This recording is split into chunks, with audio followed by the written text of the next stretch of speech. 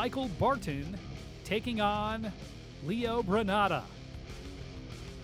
So both competitors, the first match of a best-of-3 matchup. They touch axes here, and we're going to get this match underway. Leo Granata on the right, Barton on the left. Looks like that could be a bullseye there for Granata. Get a closer look here for Barton's throw. But ruled a 6 there for Leo and a 3 there for Barton. So it is Granata out to the early lead after hitting the outside bullseye. Both Granata and Barton going outside on their first attempt. Yeah, that was something we've seen over the last couple weeks, Joey. Seeing everyone's different approach to how they're throwing. Barton going back to that lower right-hand side bullseye. Looks like he did hit there. And then Leo going up to the upper right-hand side bullseye for a 5 for Leo and a 6 for Barton. But it's been really interesting, Joey, to see how each competitor kind of approaches it differently. It seems like both these competitors are leaving that middle bullseye kind of open for their last throw before the turn. Yeah, a lot of different ways to skin a cat, as they say. A lot of different ways to win a Battle Axe championship here at the WATL championships. So Granata and Barton going outside on that left-handed side. We'll see if this is a bullseye. Well, it's going to be a tough call for both throwers there. You can see Barton's might be popping through on the bottom part, and it is. And Leo was able to sneak it in on the left-hand side of his axe. So a couple 6s for both competitors. We're going into the fourth throw. Leo is up by 2, 17-15. But yeah, both competitors moving to the lower left-hand side bullseye, and then in synchronicity moving up to that upper left-hand side bullseye, and I think they might have a double bullseye as well. You can see Barton's throw there on the upper left-hand side, definitely a flush bullseye. Leo's going to be hoping it pops through on that left-hand side of the blade. You've got to have red on both sides of the blade to get the bullseye. It's a 5 for Granata, so Barton able to chip away into that deficit again. Yeah, able to get a point there is Michael Barton, pulling into 22-21 before the fifth throw here. There you can see he's returned to the middle of the board there, as is Leo Granata as well. Could be a 5 though. It is ruled a bullseye there from Michael. And a 5 there for Leo. Well, a great first half here for Granata and Barton. It's tied at 27. They'll switch sides and get ready to go here for half number 2. Well, just fantastic 4 throws there by Michael Barton after he starts this match off with a very close, could have been a 5, possibly a 6, but ruled a 3 there for him. So really nice job of getting back in the saddle and tying this thing up. And it looks like Leo is a little off the mark on his 6th throw. We'll see Michael can capitalize here. He's got to be hoping that that's a 5 popping through in the bottom part of that blade. Difficult call here for the judge on Leo's throw. Ooh. So sometimes switching sides can get you out of rhythm. Barton had thrown 4 consecutive bullseyes, but now it's a couple of 3s from Granata and Barton. Still tied 30-all, 4 throws to go. Yeah, I was going to wonder if Barton wanted to get a second opinion on his throw, but he got up close and saw that it in fact was a 3, so we are still all tied up 30-30. Leo going for that upper right-hand side bullseye. We'll have to see if he's hitting a 5 or possibly a bullseye. Looks like Barton's off the mark a little to the right. But for Leo, that could be popping him the top-hand side there, Joey. Big ruling coming here. And it is a 6 there for Leo, so a fantastic throw. And that gives Granata a 3-point advantage with 3 throws to go. Michael Barton with some work to do. He was in this position early on, though, and worked his way back. Absolutely, but a couple 3s back-to-back have put him down 3 going into the 8th throw. You can see he was returned to the middle of the board there. Just wanted to get that positive points on the board. Leo staying aggressive, going for that outside bullseye. I don't know if he hit it, though. So Granata with a 3, and it's a 4 for Barton. That'll make it a 2-point game. Barton trying to close the deal on this one.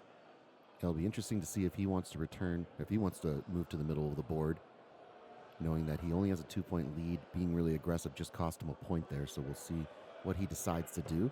And as you can see, he does return to the middle of the board there, just getting that flush bullseye, as does Barton as well. But we'll see what the ruling is here.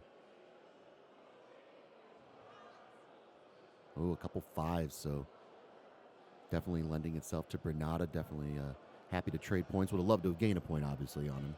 But I think it sets up kill shot territory here. So Michael Barton contemplating the kill shot, and he's going up. I don't know if we got an indication from Leo if he was going for a kill shot. In this situation, he does have some bullseyes to play with, but he was waiting for Michael to throw, and now he knows he just needs to land it in the board. Barton knows that he didn't hit it. He's going to go get some refreshments before the next match here.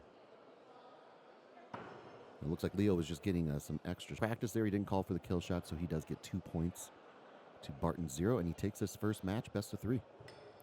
Leo Bernada, the winner here in game number 1 against Michael Barton, 46-42. Nice job out of Bernada putting this one away after Barton came charging back. Absolutely, yeah. Michael did a really nice job of coming back after that first 3 he threw. He can see there the 4 consecutive 6s, but after the turn, he kind of got stuck with those 3s and that 4 there. But he maintained his aggressive play, as did Leo Bernada. This thing came down to the last throw. If Michael would have hit it, there would have been some high-pressure throws here for Leo Bernada. But as it stands, it is a 1-0 lead for Leo going into their next matchup, and Michael has to win it to tie it up. We'll see if he can do it. Well, before we get to our next match, let's familiarize ourselves a little better with one of the competitors. Here's an interview with Austin Bach on his history of competing in sports and his competition in this tournament. For sure. I played collegiate soccer, so it's weird to be using my hands for things and like throwing things, super strange. But yeah, it's the progression of the sport is super crazy too. It's like knives is the most crazy. I played a guy that started throwing maybe not even a year ago. I've been throwing for 4 years, and he smoked me. So it's crazy how much work you got to put in if you want to keep with the upward curve, if you will. Austin Bach, one of the competitors looking to win a championship here at the WATL Championships. Absolutely. To his point, there is a tremendous amount of work that it takes to get to this level and then come away with a championship. I'm excited for this next matchup. Anthony Tolan going against Austin Bach. Our first time seeing Anthony Tolan, Austin Bach. This is the first match of their best of 3. We'll see how both competitors want to approach the board here. Looks like Tolan going for that upper right-hand side bullseye, as is Austin Bach. But I think both players might be off the mark here a little bit. We'll see what the judge has to say. It looks like a couple 3s. So getting a closer look. Neither competitor wants to get a second opinion. But we'll see if they maintain their strategy, if they start making their way around the board. We shall see, Joey. Throw number 2 coming right now for Austin Bach and Anthony Tolan. Yeah, it looks like Anthony's going for that right-hand side lower bullseye. It looks like he might have hit that at least a 5, but ruled a couple 5s here for both competitors. So a little off the mark to get the match started is both competitors. We'll see if they can right the ship here. 8-all here after the first couple throws between Bach and Tolan. You can see Anthony kind of leaning towards the board there. Austin with a little more relaxed on his back foot kind of throw. A little different approach by both competitors. And Anthony with a 3 and Austin able to get a 5 there on that third throw, taking a 2-point lead going into the fourth throw. Tolan just getting a closer look, making sure that he couldn't sneak an extra point away. So Bach now in front after the first 3 throws. We'll see how aggressive he gets with his lead. We'll see if he continues to go for those outside bullseyes. One would imagine he would, and I think he got a bullseye there on the bottom part of that blade. We'll see what the ruling is. And it is a bullseye there for Austin Bach and a 5 there for Anthony Tolan. So 19-16. Going into the 5th throw here, we'll see if the competitors move towards the middle of the board, try to sneak in a bullseye before the turn. These two take their time, and they go right down Broadway looking for that center bullseye. Looks like Bach might have it. We'll see about Tolan. Looks like he just missed it. Well, I think for both these competitors, we've seen it time and time again, Joey, where there's a mind game going on where the one competitor is waiting for the other to throw, and if both competitors are doing that, it can really be a chess match here. So it's a 24-21 lead for Austin Bach after the first half. We've got a football score. We do have a football score, and after a 3 by both competitors, Austin seems to be finding his throw here. Nothing but 5s and 6s after that. Anthony did have that 3 on his third throw. We'll see if switching sides can get Anthony going. Just a great throw there by Austin Bach there, and an interesting strategy for Tolan to return to the middle of the board to get his turn started. Probably just trying to get some positive points on the board, one would imagine. So Austin Bach with another bullseye. He extends his lead to 5. Time starting to become a big factor here for Anthony Tolan. He needs to get hot. Well, already in this World Championships, Joey, we've seen a number of matches come down to that last throw where one thrower is just in the driver's seat the entire time and just takes one mistake for the other thrower to capitalize. That's the power of the kill shot. It can really swing a match. Like you said, Bobby, one competitor can be in the driver's seat the entire time, and then somebody gets hot, hits a couple of kill shots, and all of a sudden the tide has turned, absolutely. Yeah. But as it stands, Austin Bach was able to get an extra point there. Returns to the middle of the board, as does Anthony Tolan, though. We'll have to see his blades kind of hitting in a little cattywampus. But 6s nonetheless, and you can see the immediate kill shot call there for Tolan, knowing the situation he's in. And it looks like Austin Bach will not be going for the kill shot. Yeah, he's going to get a score check here, but he just ruled he's going to be going for the kill shot as well. So up by 6. He's not going to let Anthony try to get back in this game, even if he does hit a kill shot. Ooh, and it looks like he's very close. Big shot here for Austin Bach. Yeah, will the tides change? Oh, it looks like he was not going for the kill shot, actually.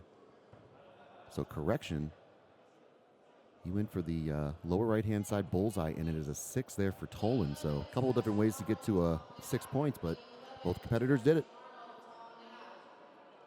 Well, you figure that Anthony Tolan's going to go up for the kill shot again, down by 6 here, heading into throw number 10. Yeah, one has to imagine Anthony's going to be going for the kill shot.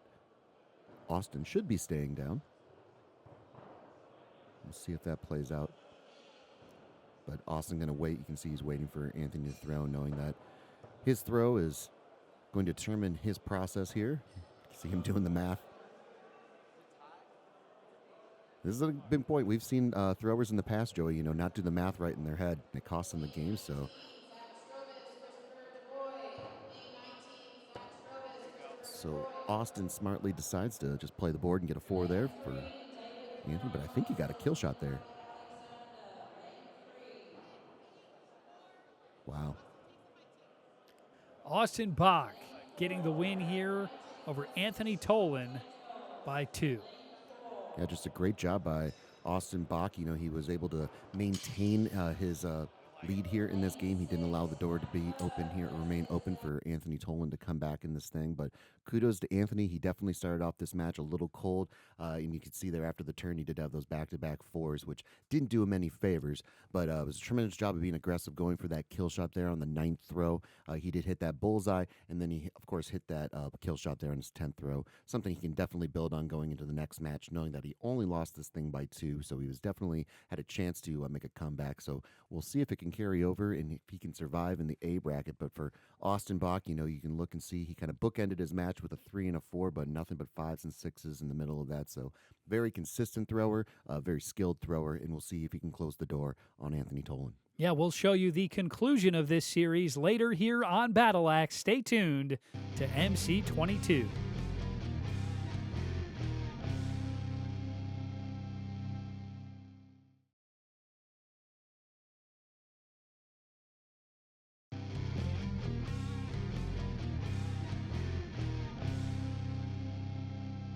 Welcome back to Battle Axe. Joey Daniel alongside Bobby Bradford from the Fox Cities Exhibition Center in Appleton, Wisconsin at the WATL Championships. It's a double elimination tournament to crown a champion of the World Axe Throwing League. Yeah, it's been a fantastic World Championship so far, Joey. We've had so many tremendous matchups, and I can't wait for this next one.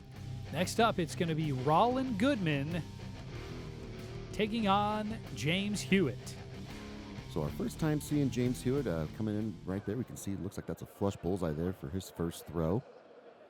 Rollin Goodman we've seen a couple times in episodes past, but 6 there for James and a 5 for Rollin for an early 1-point lead. This is game number 1 in this best-of-3 series. Whoever takes 2 out of the 3 stays alive in the A bracket. The loser drops down to the B bracket where it's win or go home.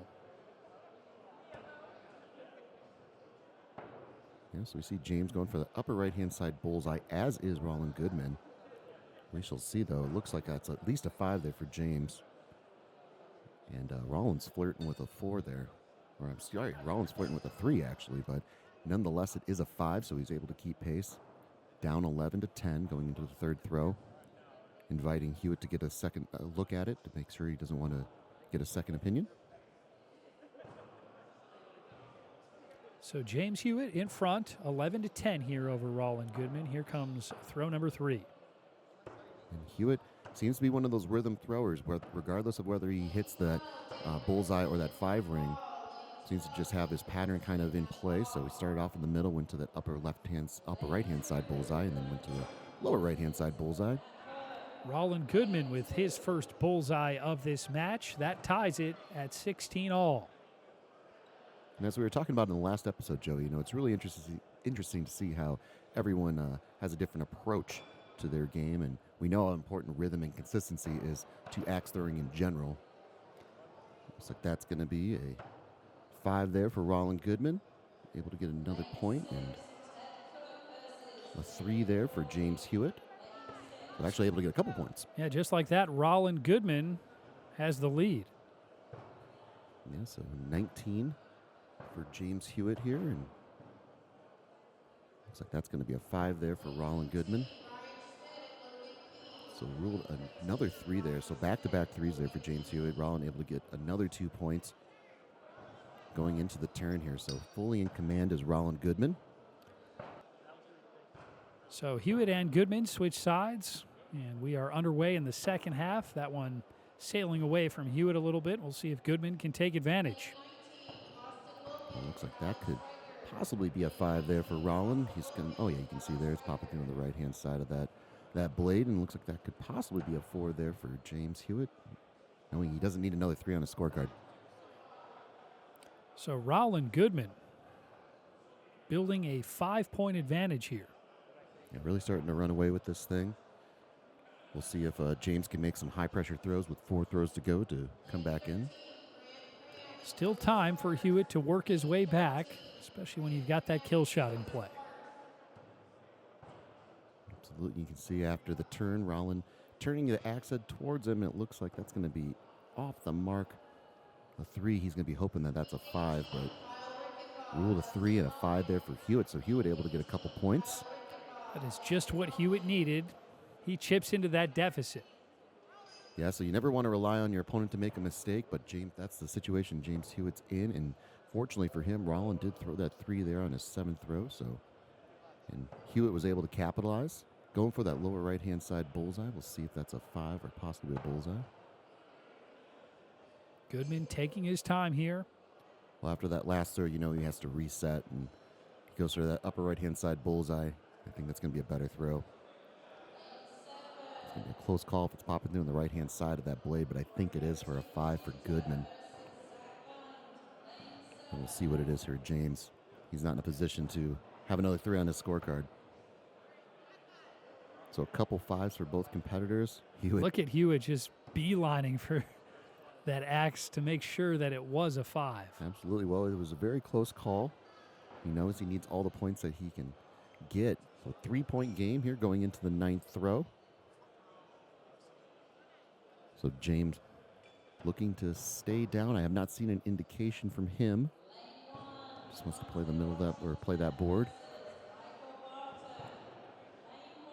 Going for that lower left-hand side bullseye. We'll see if that's at least a 5, possibly a bullseye. Oh, and then Rollin Goodman staying aggressive, Joey.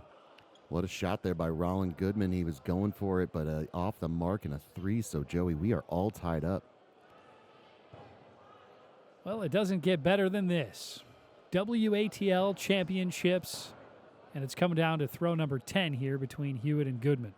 I think both players contemplating whether they go for the kill shot or not, and there's the call from Goodman and the call from Hewitt as well, knowing that if they hit it, they're going to be going off and doing the same thing in the next throw, and if they miss it, they're going to be doing it again as well. So all tied up, 42-42. Nice throw there by Hewitt. We'll have to see if it's popping through on the right-hand side of that kill shot. And Goodman's going to be hoping it's popping through on the top part of that blade. Going to come down to the judge's ruling here. Oh, yeah, you can see it from the side cam, Joey. I think it is popping through for Goodman for a kill shot. It's going to be a crucial call here, though, for Hewitt as to whether he has a 6 or a kill shot. Goodman and Hewitt anxiously awaiting this ruling. You can kind of see from our action cam, Joey, I don't think that he got it. I think that's going to be a 6. We'll get the official ruling here, and it is a hit 6 there for Hewitt. So Rollin Goodman takes this thing 50-48.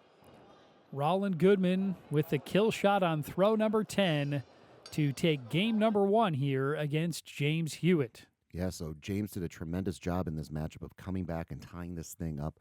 They both went for the kill shot. Unfortunately for James, he was off the mark just by a little bit. Unfortunately for him, he wasn't able to send this thing into sudden death. But a tremendous job of coming back in this match. Definitely showed his heart.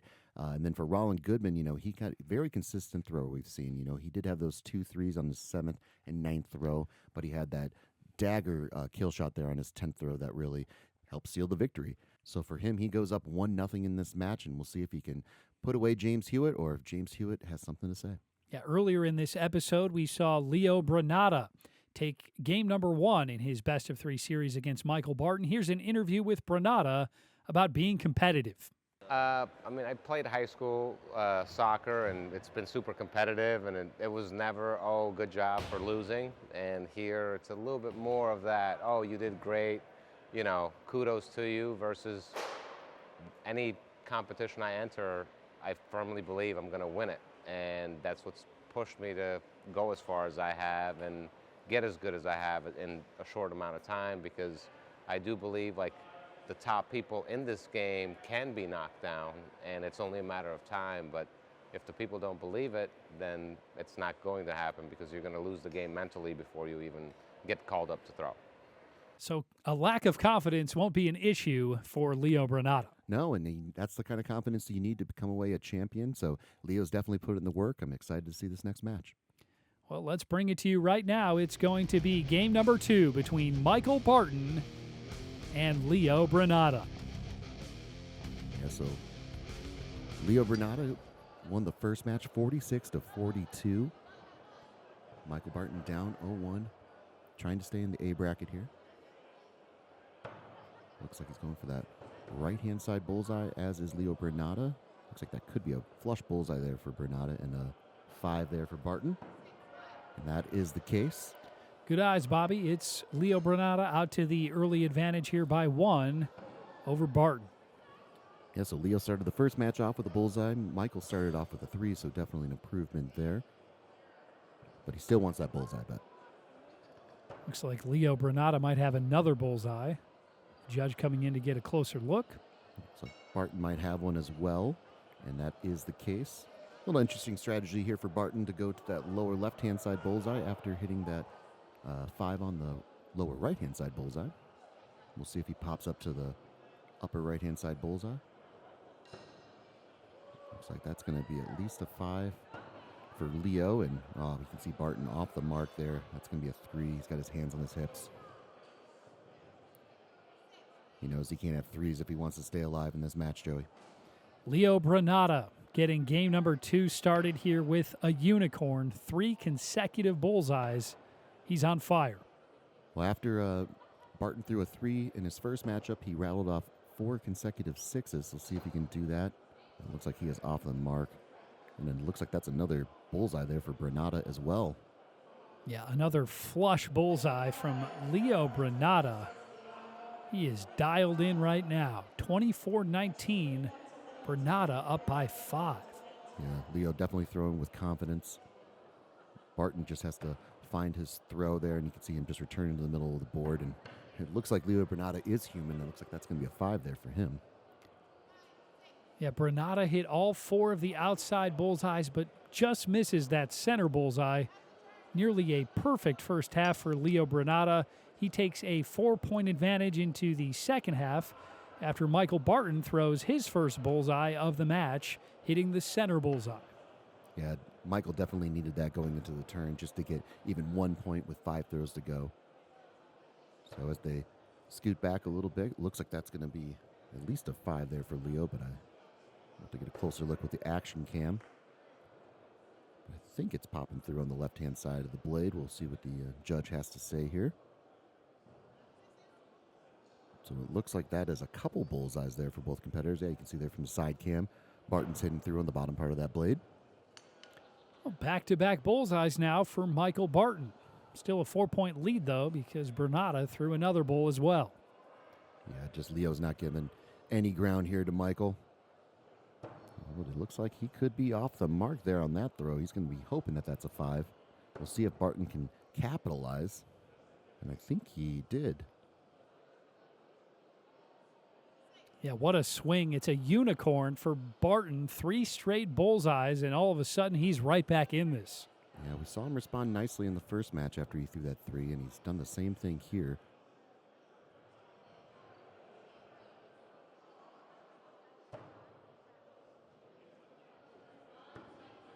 Both players returning to the middle of the board. It'll be a close call for both competitors here. Barton's going to be hoping that's popping through on the right-hand side, but as you can see there from the side camera, that's going to be it's going to be a 5, and it is a 6 there for Bernata, so able to get another point. So Bernata now in front by 2, and no hesitation there from Michael Barton. He's going up for the kill shot on throw number 9. Yeah, down by 2, knowing that Leo's throwing really well. He's not going to make a mistake, or he's at least not going to let Leo, or count on Leo making a mistake.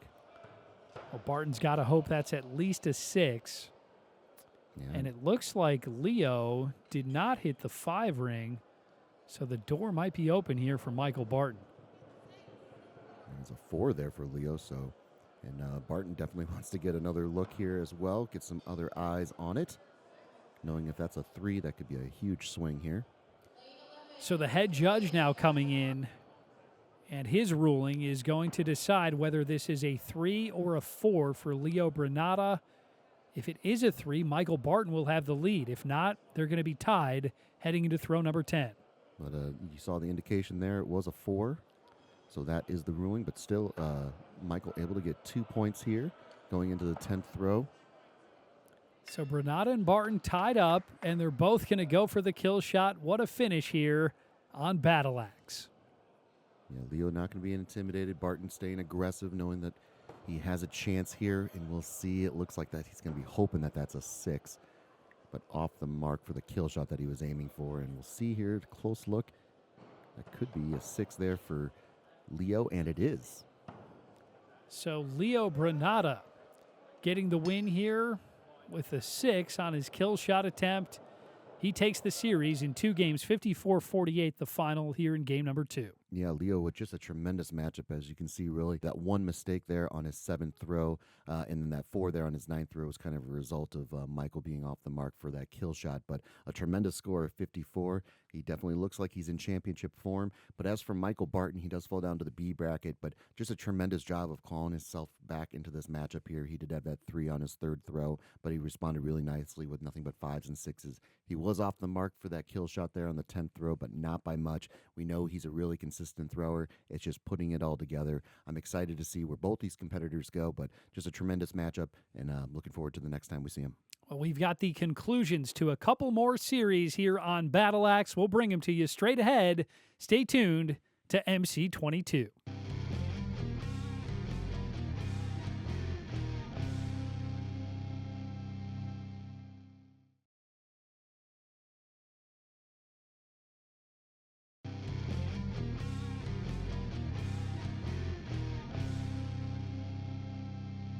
Welcome back to Battle Axe. I'm Joey Daniel alongside Bobby Bradford. We are coming to you from the Fox Cities Exhibition Center in Appleton, Wisconsin at the WATL Championships. It's a double elimination tournament to crown a World Axe Throwing League champion. It's been a thrilling tournament thus far, and we've got a couple more series to conclude here on this episode. It's going to be Anthony Tolan taking on Austin Bach. Game number 2 here between Tolan and Bach. It was Tolan falling to Bach in game number 1. So Bach looking to put this one away here in game 2. Yeah, both players did a tremendous job. That first matchup was 51-49. Joey Austin coming away with the victory. Both players getting off to a little bit of a shaky start here. It looks like that's going to be a 3 there for Anthony, and Austin's going to be hoping that that's a 5. And you can see there with a little fist pump. Happy to get a 2-point lead going into the second throw. But for both these competitors, you know, they just did a great job of being consistent. Anthony did get off to a little bit of a rocky start. Austin was just able to kind of start pulling away with a little more consistent throw earlier. And as it stands, it looks like that's going to be another 3 there for Tolan as well. So definitely not the start he wanted to in match number 2. Well, a great start here for Austin Bach. He's in the driver's seat. Still a long way to go, though, here in game number 2. Yeah, but it's really one of those things. The first player that can really find their consistent release point. You know, we've seen how they have such an advantage to create a deficit. Definitely always want to be in the driver's seat, as we've talked about time and time again. And it's keeping that pedal to the metal seems to be magnified here at the WATL World Championships. Well, Austin Bach with back-to-back bullseyes. He has jumped out to a commanding 8-point advantage. Yeah, but every throw you can see Tolan just returning to the middle of that board there. And it looks like Austin's going to be hoping that that's a 5 and not a 3, but ruled a 3. Not a bad strategy there for Tolan. You had to find some way to get a bullseye, and he did it. Yeah, normally probably saving it for the 5th throw, but as the score was kind of getting a little out of hand, returned to the middle of that board, capitalizing on Austin's mistake and making this a 5-point game going into the 5th throw. It looks like that might have worked, because that looks like that's going to be another bullseye there for Anthony Tolan. And you can see the wood popping through on the left-hand side of the blade there for Bach. Well, a nice job there on those last 2 throws, I should say, from Tolan. He was down by 8, but all of a sudden he's within 4 heading into the second half. Yeah, sometimes you just need to recenter, capitalize on your opponent's mistake, and he has a chance for what we dare not speak going into the turn. And then for Austin Bach, what he has to do is just continue to find that consistent throw. He was off the mark on the 4th throw, but everything else has been really, really nice. Looks like that could possibly be a 5. An interesting strategy for Anthony going for the middle bullseye right away. See if he's got himself a 3rd consecutive bullseye. It's awfully close. Yeah, you can see with the way that his blade's hitting into the wood, it's going to be on the judge's discretion as to whether that's a bullseye or not. And I don't know if that blade's popping through on the right-hand side for Austin, and it is ruled a 3. You can see him getting a closer look, agreeing with the call. So a 3 for Bach and a 5 for Tolan. All of a sudden, an 8-point lead for Bach down to just 2. Yeah, just a tremendous job by Anthony. Just plugging away, coming back into this game. And for Austin, he just needs to refocus. He's left the door open for Anthony to come back in this game. He just needs to put some positive points on the board, see if he can pull away. Here's an opportunity for Bach to pick up some points and build that lead back up. And it looks like that's going to be possibly a 5 there for Anthony Tolan. A nice throw there by Austin. See what the judge has to say. That could be a bullseye if it's popping through on the right-hand side of that blade, but ruled a couple 5s. So Bach happy to trade points with Tolan at this point in the match. He's up by 2 now, 3 throws to go. Yeah, absolutely. Austin, as you said, Joey, definitely happy to trade points, but, you know, some extra points wouldn't hurt either. Can never have too much insurance, especially when those kill shots are out there. Exactly, and you can see there, looks like that's going to be Anthony's going to be hoping that's a 3, but ruled a 2 to Austin Bach's 5. And Tolan knows right away he's got to go for the kill shot here on throw number 9. This is a shot he's got to have. Yeah, he calls for the kill shot there. Austin up by 5. Austin lining up I don't believe I saw a kill shot call there by Austin. He's electing to play that upper right-hand side bullseye. For Anthony, this is a huge throw. Wow. We shall see, but I think he got the kill shot there, Joey. And he did. He had to have it, and indeed he did. So Tolan hanging around now. He's within 3, heading into throw number 10. We'll see if he goes up for the kill shot again. I believe Anthony's position, you have to, because if Austin hits a 5, and you can see the indication from Austin that he's going to be staying down. This is a high-pressure throw, though, for both competitors. I believe Austin's just going to sit here and wait for Anthony to throw, putting all the pressure squarely on his shoulders. Oh, you can see he's off the mark. So all Austin has to do is just get the blade in the wood, of which he does. But what a high-pressure throw, man. Austin Bach hanging on to get game number 2, sending Anthony Tolan down to the B bracket. 47-41 the final. Yeah, just a tremendous job by Anthony Tolan to really kind of rebound after those 3 consecutive threes to get the match started. Unfortunately for him, though, he did have that devastating 2 there on his 8th throw, which really allowed Austin to extend his lead. But Anthony responded again really nicely on his 9th throw with a kill shot there on throw number 9 to make this a 3-point game. He was aggressive again, going for that kill shot, hoping that Austin would make a mistake. But unfortunately for Anthony, he was off the mark of the kill shot, and Austin just had to put the blade into the wood. So Austin advances in the A bracket 47-41. Anthony goes down to the B bracket, and we'll see if these two meet again. But I'm excited to see how both these competitors continue to play. Well, one more match still to go here on this episode of Battle Axe. It's going to be Rolland Goodman looking to send James Hewitt down to the B bracket. Goodman, the victor, thanks to a kill shot on his final throw against Hewitt in game number 1. Yeah, just a great matchup there. 48-50, the final of that first matchup between Rolland Goodman and James Hewitt. And Hewitt playing the middle of the board to get this match started, as is Rolland Goodman. And looks like Hewitt could have a bullseye there. Yeah, you can see there from the side cam. Looks like that's going to be a bullseye there.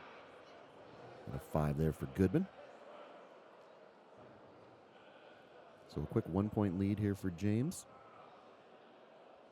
Rolland getting a practice throw in. We know how important that release point is. But man, all the pressure here, all these players coming from miles and miles around to compete. Definitely want to stay in the A bracket as long as possible. We know how important that is. Yeah, it's awfully hard to work your way back to the championship down in the B bracket because every match, it's win or go home. We'll see what that is ruled a 5 for Goodman, and it's a 3 for Hewitt. So Goodman now in front, 10-9. Yeah, so a 3 there for James on his second throw. Looks like that could be popping through in the top part of that blade there for Hewitt there for a 5. And looks like that could be a nice bullseye there for Goodman. We shall see there. Oh, you can see from the side cam, though. That's going to be a 5.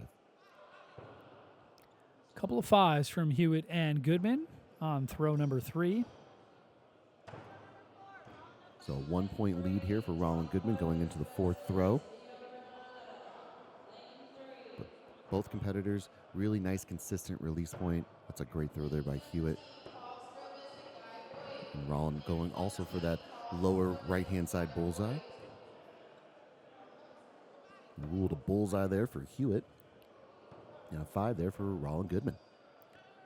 These two a model of consistency here to get game number 2 started. It's 20 all after 4 throws. They were a little shakier in game number 1, but they've worked out any of the rust. And you can see Hewitt off the mark there on his throw. We'll see how Rolland can capitalize, and that's going to be a 5 there for him. So able to pick up a couple points over Hewitt before the turn. So Rolland Goodman in control heading into the second half. He's got a 2-point advantage over James Hewitt. Hewitt has to have this game to force a game 3. Yeah, so for him, see if he returns to the middle of the board, of which he does. Looks like that could be a bullseye there. Goodman backing up and playing the middle of the board as well. Could have a couple flush bullseyes, and that is the case, Joey. So it remains a 2-point advantage for Rolland Goodman. 4 throws to go here.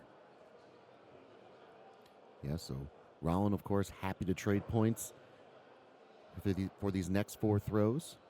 Hewitt in a position where he's got to rely on Goodman to make a mistake. We'll see. It happened in the first matchup. We'll see if it happens again here. But it looks like that's going to be at least a 4 for Rolland. A big ruling here for Hewitt's throw, and it has ruled a 3. Yeah, Hewitt was trailing for most of game 1 against Rolland Goodman, and then he got hot in a hurry to close it out, and it made things awfully interesting. Came down to that final throw. Rolland Goodman now up by 3 with 3 throws to go. We'll see if Hewitt can get hot again. Yeah, it looks like he's well on his way with that throw. Looks like that could be a nice flush bullseye there on the upper right-hand side. Not to be outdone as Rolland Goodman, but I think that's, yeah, you can see there from the side cam, that's going to be at least a 5 and a nice bullseye there for Hewitt. So Hewitt able to get that extra point back. Chipping into that deficit. Throw number 9 coming. 2-point game. Hewitt not indicating that he wants to go for the kill shot. He didn't do it last time either, and it worked out for him. Yeah, but another close game for these 2 competitors. And again, Rolland just going to be waiting for Hewitt to throw. Looks like that could. We'll have to get a look on the side cam. It's a little tough from this angle. That looks like that could be a 5 there for Rolland, though. Big ruling here on Hewitt's throw. And you can see there it's popping through on the right-hand side of that blade. So a couple 5s. 2-point game going into the 10th row here, Joey. And so now Hewitt is going for the kill shot. Goodman contemplating it. He's up by 2. Yeah, he's up by 2. You know, if he goes for the kill shot and he's off, that's a 6. And there would still be a tie game even if Hewitt hits it. So he does elect to go for the kill shot as well, knowing that there's some outs there for him and if he's off the mark. But waiting for Hewitt to throw, and you can see Hewitt is off the mark. So all Goodman needs to do is throw the axe towards the boards. And we'll see. Well, I think he's off the mark. I don't know if it's popping through on the left-hand side there for him, Joey. Well, it's a moot point anyways because Rolland Goodman gets the victory here over James Hewitt. Goodman staying alive in the A bracket. Hewitt heading down to the B bracket. Yeah, a great matchup again by both these competitors. You know, very close matchup again. Electing to go for the kill shot there in the 10th throw. This time, both competitors were off the mark for a score of 45-43. But as you can see there on the scorecard, just too many 3s in James Hewitt's scorecard. Something I'm definitely sure he wants to remedy going forward. But really model of consistency. Only 1 bullseye there on the scorecard there for Rolland Goodman, although he comes out with the victor 2-0 over James Hewitt. But a very consistent thrower. I think he's going to want to see a little more bullseyes there on his scorecard if he wants to come away with the championship. But he's been a great competitor so far in this matchup, and I'm excited to see how it plays out with him going forward. But, man, Joey, what another tremendous slate of action here. Well, for Bobby Bradford and the entire MC22 crew, I'm Joey Danya signing off from the Fox Cities Exhibition Center in Appleton, Wisconsin. Thanks for watching. We'll see you next time here on Battle Axe.